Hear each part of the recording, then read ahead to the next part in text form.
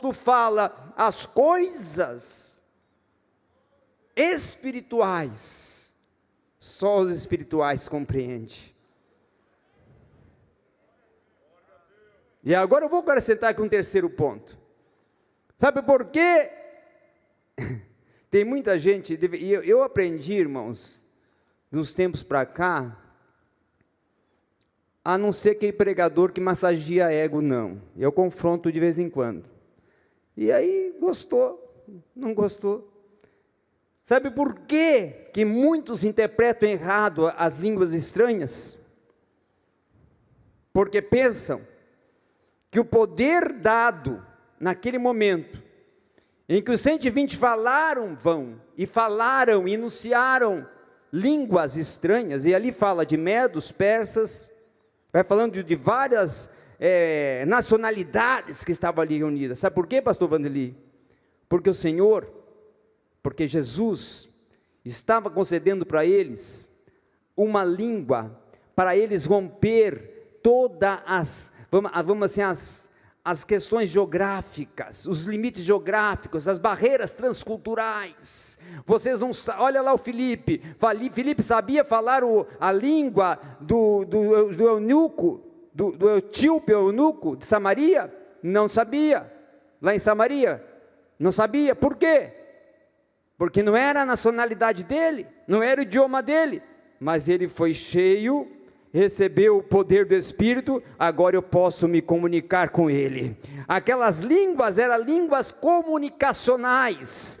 Vocês não sabem falar o idioma dos medos, vocês não sabem falar os idiomas dos pafos, dos persas, de outras nacionalidades, de outras tribos, de outras raças, de outras etnias, mas eu estou derramando sobre vocês um poder, e com esse poder vai vir uma evidência, que vai ser a comunicação, a língua, e esta língua vai ser a oportunidade de vocês falarem com outras gerações, de vocês falarem com outros povos, no entendimento deles. Tanto é que muitos não compreenderam, por isso Pedro até explicou o que estava acontecendo, mas muitos entenderam, porque era na língua deles, eles sabiam o que estava sendo transmitido. Então o evangelho ali começou a ser transmitido em línguas espirituais. Por quê?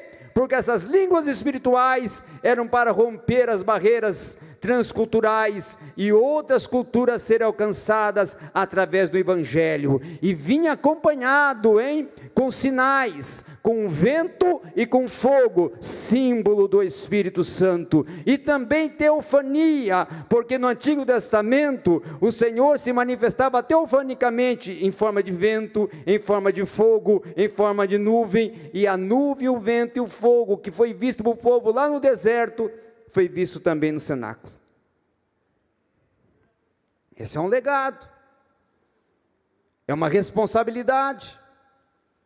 E outro sentido e aplicação que eu coloco aqui também, a quarta aplicação, que o legado que nós temos como obreiros pentecostais é não aceitar algumas questões que são contrárias à essência do pentecostalismo que ocorrem hoje.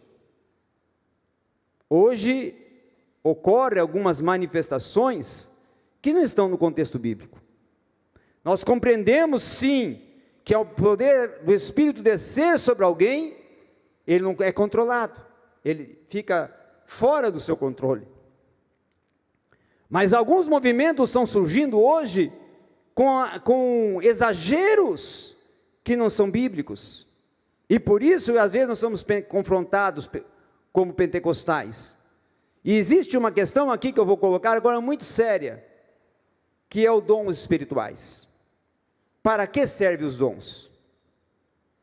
Por que muitas vezes tem sido confundido a questão dos dons espirituais? Porque os dons espirituais, o apóstolo Paulo explica o que é. Carismata, os dons espirituais são dádivas, o termo carisma, dádiva, concedida por Deus, para quê?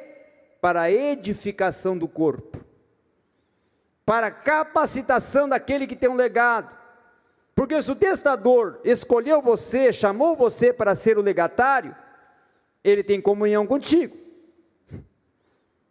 O Senhor chamou você para ser o legatário dele.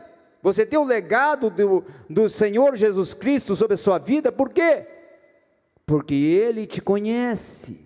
Ninguém passa um legado do seu nome, dos seus bens, para quem não conhece. E se Ele chamou você e constituiu você como legatário sobre um legado dele, não só te conhece, tem intimidade, tem comunhão, sabe a procedência. E também Ele vai te conceder autoridade para você poder administrar esse legado. E essa autoridade é poder. E esse poder, aí eu entro aqui na apostila, dinamis, que no original, o poder do Espírito, dinamis, quer dizer o quê? Uma autoridade, uma força, uma energia, uma unção, uma condição, e eu gosto mais desse termo aqui, condição, para poder conduzir o que lhe foi confiado, o que lhe foi autorizado. Então eles estavam recebendo poder para serem legatários. Vocês têm um legado, mas esse legado é meu. Quem morreu na cruz fui eu. Quem comprou vocês com meu sangue fui eu. Mas eu agora ascendi os céus, estou à destra do Pai, mas eu dei vocês para dar continuidade, então estou dando a vocês autoridade para continuar esta obra. Eu estou dando a vocês poder para continuar esta obra. Eu estou autenticando a caminhada de vocês com este poder. Eu estou colocando na boca de vocês palavras que são minhas, mas agora pertencem a vocês, porque vocês vão ser aqueles que vão continuar a transmitir o meu evangelho. Não preguem a outra coisa a não ser a mim mesmo. E Paulo disse: eu não vim para ter com vocês em sabedoria de palavras, mas eu preguei ter com vocês pregando a Cristo e esse crucificado. Sabe qual é a mensagem que nós obreiros pentecostais precisamos resgatar? A mensagem do evangelho quádruplo. Eu coloco aqui na apostila evangelho quádruplo e o evangelho quíntuplo. O evangelho quádruplo surgiu com o Holiness Movement, o movimento de santidade, que é um movimento que originou o pentecostalismo clássico, que eles pregavam a seguinte temática de mensagem: Jesus salva, cura, batiza e leva para o céu. Essa é a mensagem do obreiro pentecostal. É essa mensagem que o Senhor Jesus confiou. Não preguem outra coisa, preguem a mim, preguem a eu, a todo o meu ministério, a minha obra salvífica, a minha ressurreição entre os mortos. Preguem também que eu estou vivo, que eu ressurgi entre os mortos. Esta é a minha mensagem, esta é a tônica do evangelho, é a tônica da igreja. A igreja, pastor Alvo, não existe sem o evangelho, porque a igreja é corpo de Cristo, e se ela é corpo de Cristo, ela está embasada no evangelho que é Cristo. Se o evangelho é Cristo, Cristo está no evangelho, e nós temos a incumbência como legatários de pregar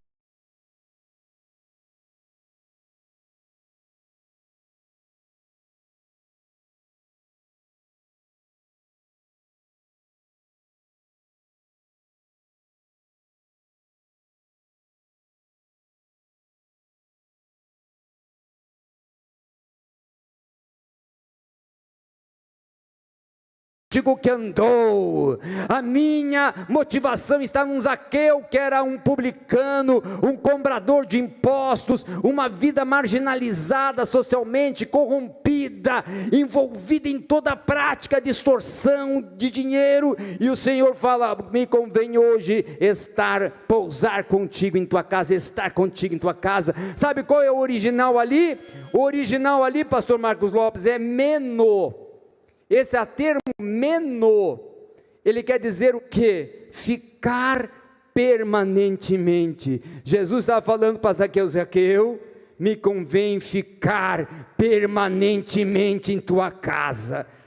Se ele colocasse o termo oikos, pastor, mas estava falando assim, me convém ir em tua casa, me convém passar em tua casa, mas não vou só para passar, não, visita não vou só para jantar, tomar um café, eu vou ali para ficar na tua vida, transformar a tua vida e mostrar para ti o que é o Evangelho, pastores. O Evangelho é transformação, o Evangelho é mudança de vida, o Evangelho é uma metamorfose, ou seja, uma transformação de tudo que era perdido, de tudo que era corrompido, de tudo que estava morto, para agora ser nova vida, ressuscitado, renovado, revivido, vivificado e agora revestido com o poder do Espírito.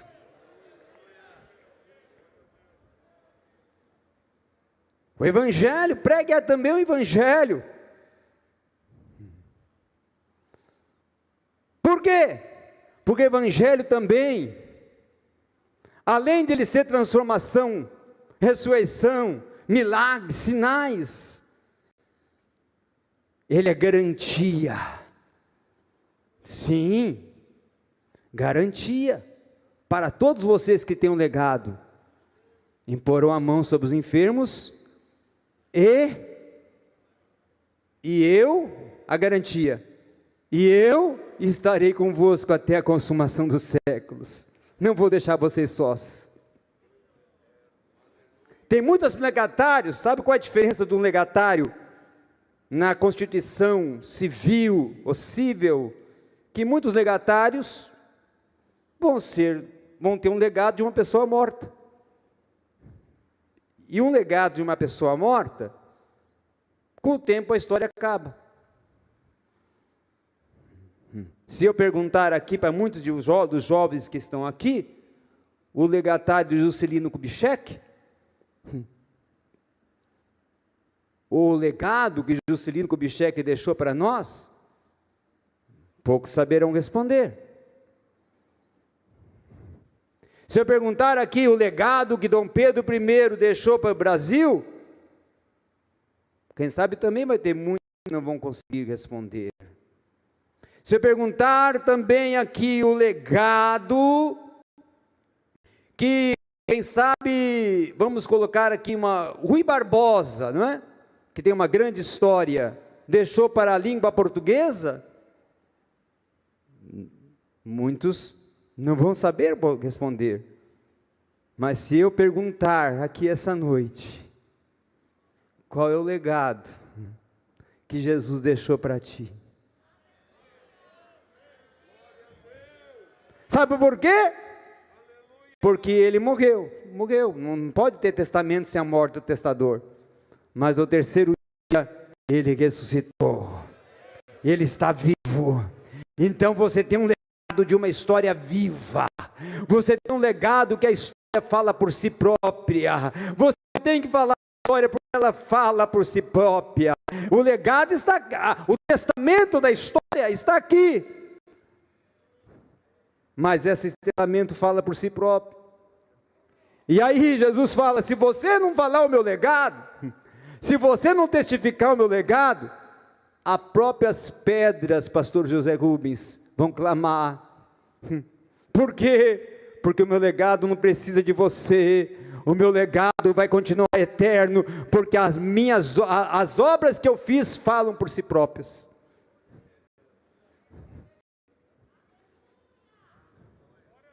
As minhas obras estão anunciadas desde Gênesis. Da raiz da mulher, não é? Da raiz da mulher nascerá um que pisará a cabeça da serpente. As minhas obras falam desde Gênesis.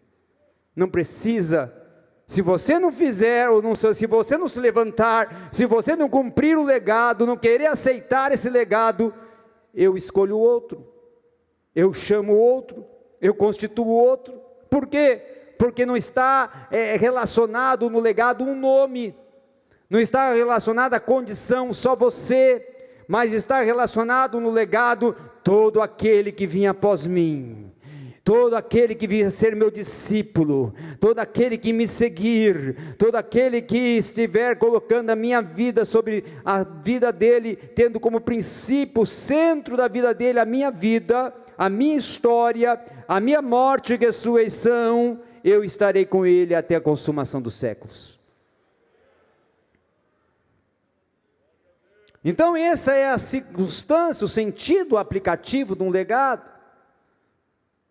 Mas eu olho também, como estamos colocando aqui de obreiro pentecostal, e estamos olhando para Pentecostes, e eu compreendo quando falamos de Pentecostes, da descida do Espírito Santo no dia do Pentecostes, estamos falando da ação, intervenção e operação do Espírito Santo. O Espírito Santo no Antigo Testamento, ele não é denominado Espírito Santo, é Espírito do Senhor Jeová. Tanto que Isaías fala, o Espírito do Senhor Jeová, Isaías capítulo 11. E o Espírito do Senhor Jeová, no Antigo Testamento todo, ele é apresentado através de símbolos, pastor Vanderly, não é? E aí eu vou fazer aqui uma relação, uma analogia, eu vou relacionar esses símbolos com o nosso legado. O legado como obreiro pentecostal, que nós temos, que nos foi confiado, de dar continuidade à obra desenvolvida por Jesus, e de perpetuar a ação do Espírito Santo no dia do Pentecostes, ela tem alguns elementos, algumas propriedades que nos foram entregues para esse legado, porque existe todo legado, tem bens, né? Eu já falei aqui do dons, que é um bem, é uma dádiva desse legado, eu estou dando dons para vocês, para cumprir o legado, eu estou dando poder, autoridade para cumprir o legado, mas também tem alguns elementos, que nesse legado do Espírito Santo, agora eu estou incluindo aqui a terceira pessoa da Trindade, o Espírito Santo, eu estarei concedendo como elementos analógicos, e toda analogia no Antigo Testamento tem um sentido profético para vocês. O primeiro elemento do Antigo Testamento para o Espírito Santo, como que eu posso relacionar com o legado, o vento. O Espírito Santo é apresentado muitas das vezes no Antigo Testamento como vento. O símbolo vento. O vento estava também lá no cenáculo.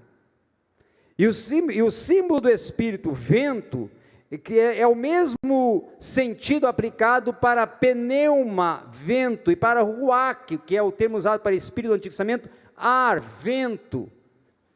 E nós podemos colocar que este vento é um sopro, é um soprar.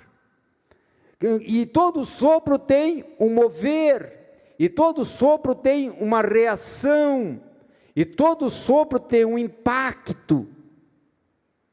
O segundo símbolo que eu posso colocar aqui também, que também estava presente no Antigo Testamento, relacionado com o Espírito do Senhor e o Espírito Santo, é água, porque a água, como símbolo do Espírito, ela tem um sentido aplicativo de lavagem, de energia, de força também, se energia é força, e como lavagem, energia é força, ela está simbolizando a energia, a força e a vida, que o Espírito Santo concede, porque a água traz vida, a água também traz energia, mas a água também traz força, traz vigor, mas a água também purifica, e se purifica, santifica, e se santifica, restaura, e se santifica, separa você para ser separado, porque o termo hagios é separado.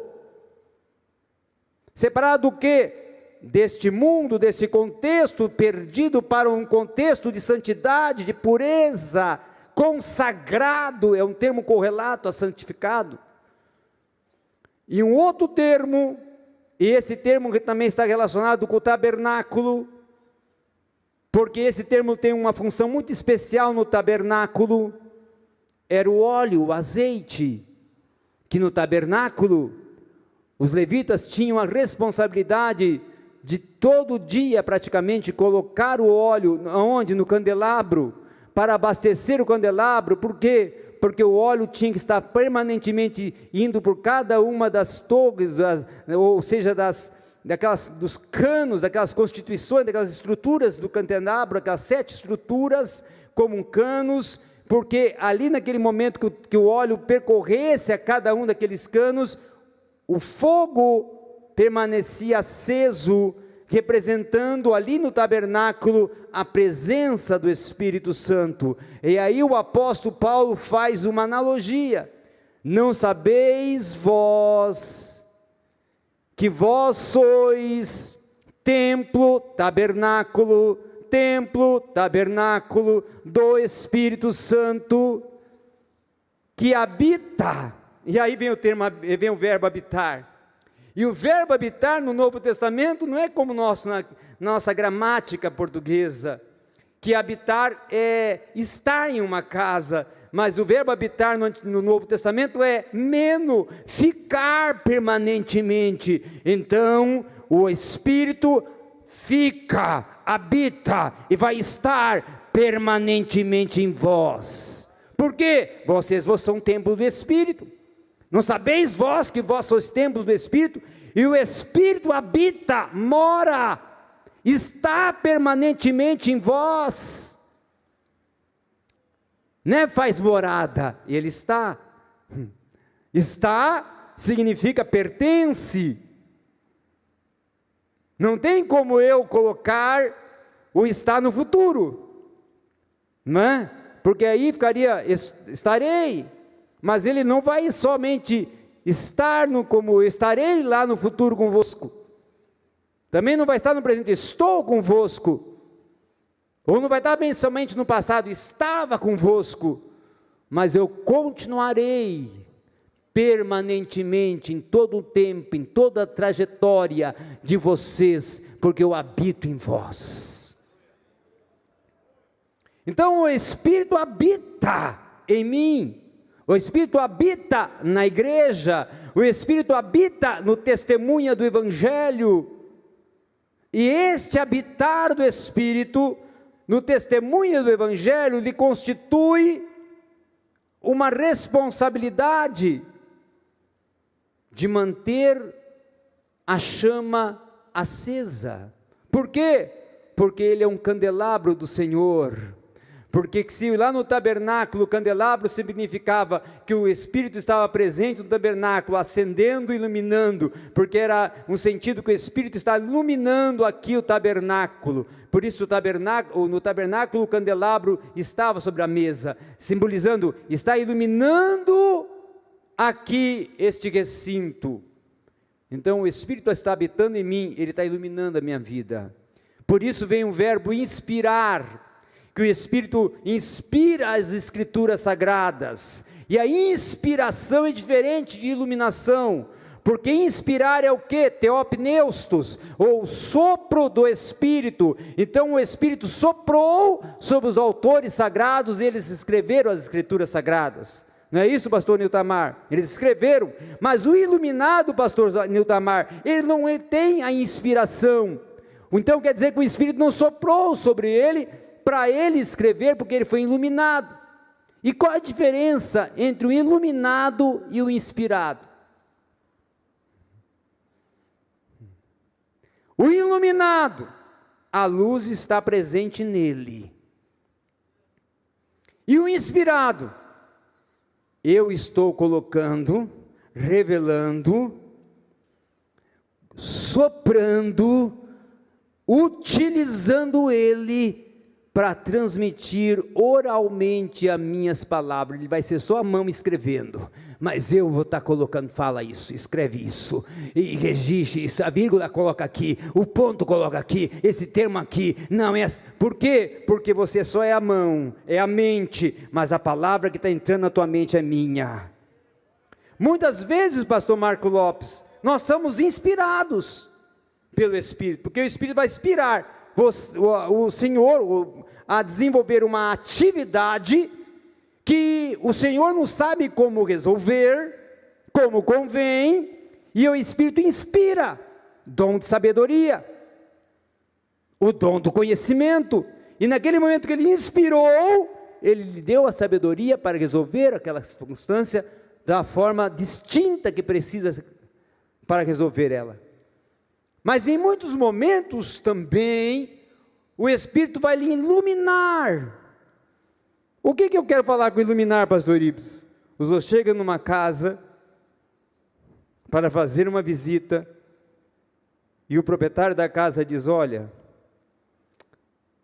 como falou para Jesus, né? E me desculpe as sogras, eu amo muito minha sogra. Pedro falando, né? A minha sogra está doente.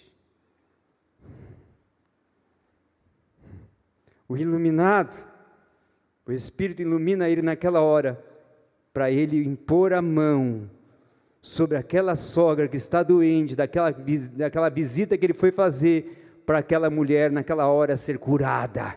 Eu estou te iluminando, ou seja, o espírito de cura, o espírito de restauração física, e você agora iluminado por mim, vai impor a mão sobre os enfermos. Não vai ser você, vai ser eu te iluminando, eu te autorizando, eu te usando. Por isso que eu sou muito contrário, pastor Alba, muitos pastores e muitos pregadores que falam: eu fui em tal lugar e aconteceu isso. Não foi você que aconteceu, não foi por causa de você que aconteceu, mas o Espírito te iluminou, e o Espírito te usou, e o Espírito te colocou ali, e você foi apenas um testemunho, um instrumento, não é? E desculpa eu falar, você foi o João Batista, porque tem pregador hoje, nesse mundo antropocêntrico, nessa igreja antropocêntrica, que ele não aceita ser João Batista, porque João Batista para ele vai ser descer, e ele não aceita descer porque ele tem um sentimento teológico. Agora a minha teologia, agora o meu sentido teológico é que eu sou o centro, eu sou o glamour, aqui eu sou o princípio, a igreja, então até eu vou colocar o meu nome na igreja.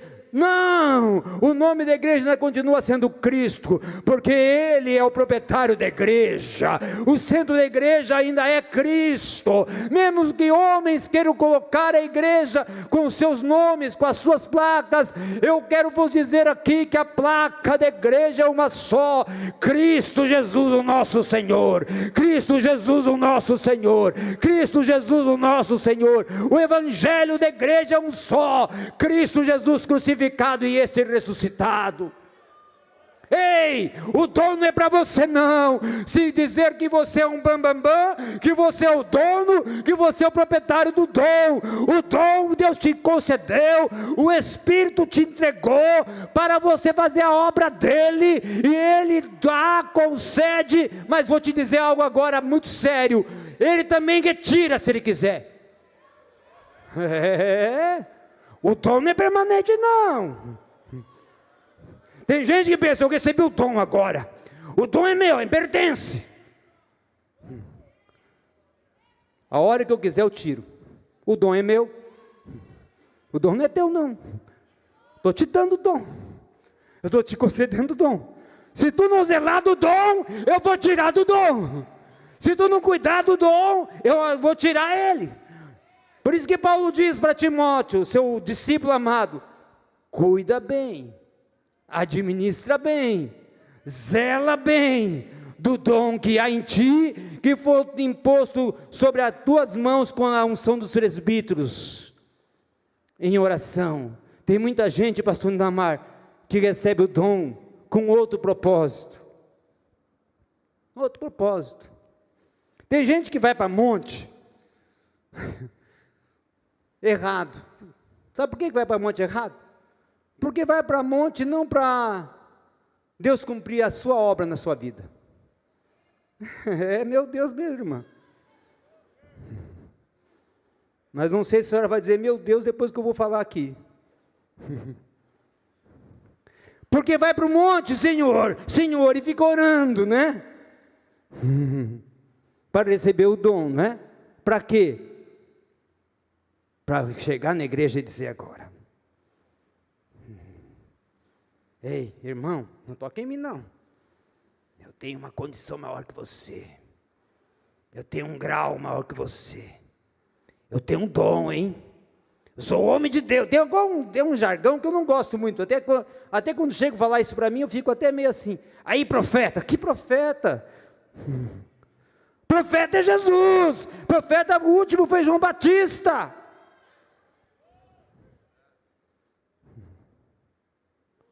Você não é profeta não, você é voz e boca de Deus. E Deus fala a hora que Ele quiser através da tua boca, e a hora que Ele não quiser, Ele não vai falar. E não adianta sapatear não. E não adianta ficar bravo com Ele não e murmurar com Ele. Por quê? Porque o dono da obra é Ele.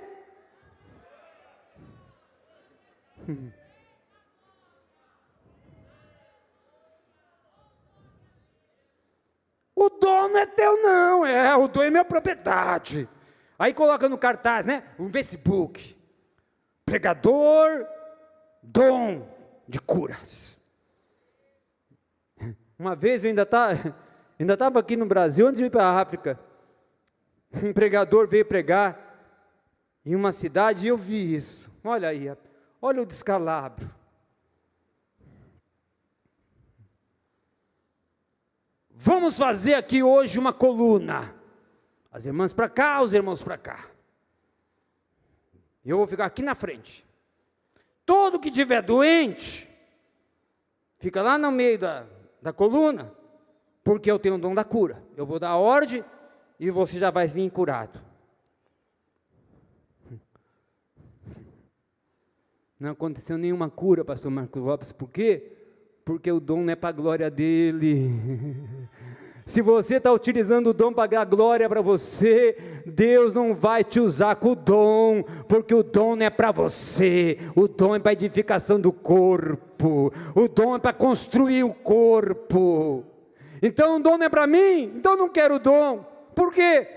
Porque você só quer o dom para se autopromover, como até o pastor Euripides contribuiu. Você quer o dom para ser você, mas não é você o centro é Cristo, a glória é para Cristo, e é o nome de Cristo que tem que ser exaltado. Então o dom é para a exaltação de Cristo, o dom para uma teofania, até eu vou dizer aqui, você é mais ousado, o dom para uma teofania, ou seja, para Deus manifestar na igreja. Ei igreja, eu estou aí com vocês agora. Tem alguém sendo usado em profecia? Eu estou aí com vocês agora. Tem alguém sendo usado com dom de cura? Eu estou aí com vocês agora. Tem alguém sendo usado com o dom de interpretação de línguas? Eu estou aí com vocês agora. Tem alguém sendo usado com dom de maravilhas? Quem? Jesus, estou eu aí agora.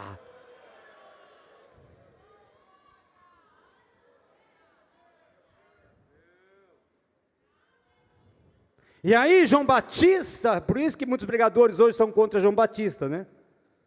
Porque se João Batista estivesse hoje, não existia rede social não. Rede social eu acho que existe hoje, sabe porque João Batista não está aqui, pastor Marcos Lopes? Porque João Batista ele é contrário, porque ele vai dizer assim, ó, importa que eu diminua e ele cresça. Tem muito pregador que hoje importa que eu cresça. Importa que eu apareça. João Batista, és tu? Se fosse hoje, hein? Quantos teriam falando? Multidões. Eu. És tu, João Batista? Eu nem sou digno de desatar a alparga dos seus pés. Importa que eu diminua para que ele cresça. Eu vim só para cumprir uma missão. Meu legado é só dar o início, o princípio. Eu vim só para pregar o arrependimento, batizar com água no Jordão, mas Ele, aquele que vai vir após mim, Ele é o legatário, Ele é o testamento vivo, e Ele sim é que vai batizar com o Espírito Santo e com fogo. É Ele que vai conceder os dons espirituais para a igreja, é Ele que vai ser a cabeça da igreja, é Ele que vai ser o centro do universo, é Ele que a glória dEle vai encher toda a terra, é Ele que quando ressuscitar o terceiro dia, as terras vão tremer, as pedras vão rolar, e até os mortos vão ressuscitar e entrar em Jerusalém. É ele também, que quando ressuscitar e ascender aos céus, os varões de branco vão falar: não ficais assim temerosos, porque o mesmo Senhor que vós estão vendo subir aí aos altos céus, vós vereis descer com o mesmo poder e glória.